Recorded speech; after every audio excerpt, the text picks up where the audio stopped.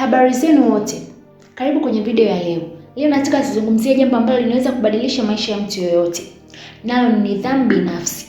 Watu wengi waamini kwamba mafanikio yanapatikana kwa bahati au kipaji, lakini ukweli ni kwamba nidhamu ndio msingi wa mafanikio ya kudumu.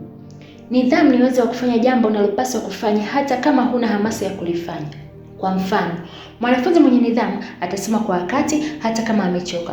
Mfanyakazi mwenye nidhamu atafika kazini kwa wakati na kutimiza majukumu yake kwa uaminifu. Vivyo hivyo, mfanyabiashara mwenye nidhamu atahakikisha anawahudumia wateja wake vizuri kila siku. Mafanikio hayaji kwa kufanya jambo kubwa kwa mara moja. Yanajengwa kupitia maamuzi madogo tunayofanya kila siku.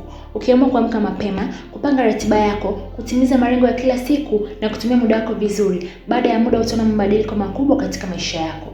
Kumbuka, motisha inaweza kuja na kuondoka, lakini nidhamu ndio itakayokufikisha kwenye ndoto zako. Hata siku ambazo huwezi kufanya kazi, nidhamu itakusukuma kuendelea mbele. Kwa hiyo, anza leo kujijengea tabia nzuri, chukua hatua ndogo kila siku na usikate tamaa. Mafanikio huanza na maamuzi madogo unayofanya leo. Asante kwa kunisikiliza. Tukutane tena kwenye video nyingine. Usisahau kushare, kusubscribe, kucomment na kulike.